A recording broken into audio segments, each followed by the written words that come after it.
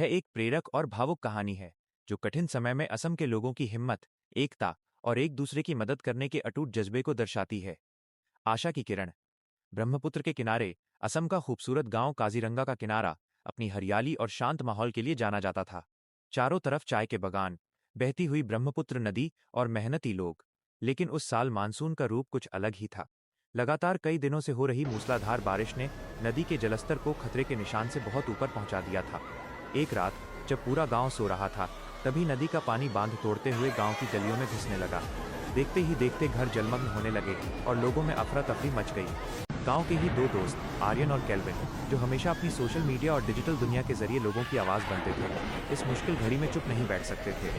रात के अंधेरे में जब पानी कमर तक पहुंच चुका था, दोनों ने तुरंत अपनी नाव निकाली और बुजुर्गों, बच्चों और मवेशियों को सुरक्षित स्थानों, राहत शिविरों तक पहुंचाने का काम शुरू कर दिया।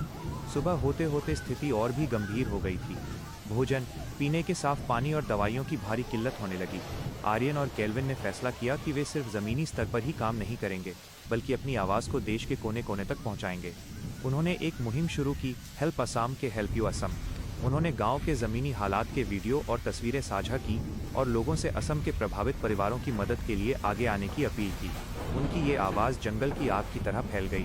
कुछ ही घंटों में देश के अलग अलग हिस्सों से युवा, समाजसेवी संगठन और आम नागरिक राहत सामग्री भेजने लगे। किसी ने सूखा राशन भेजा तो किसी ने दवाइयाँ और कपड़े। गांव के राहत शिविर में आर्यन, केल्विन और स्थानीय युवाओं की टीम ने दिन रात एक करके हर ज़रूरतमंद तक मदद पहुंचाई। गमछा, असम की सांस्कृतिक पहचान गले में बांधे हुए ये युवा सिर्फ राशन ही नहीं बांट रहे थे, बल्कि लोगों के चेहरों पर ये उम्मीद भी जगा रहे थे कि वे इस जंग में अकेले नहीं हैं। कुछ हफ्तों बाद जब पानी उतरने लगा और लोग धीरे धीरे अपने घरों को दोबारा बसाने लगे, तो गांव के मुखिया ने आर्यन और केल्विन को गले लगाते हुए कहा, बाढ़ तो आती है और चली जाती है, लेकिन जब मुसीबत में कोई अपनों की तरह हाथ थाम लेता है तो इंसान हर तूफान से जीत जाता है।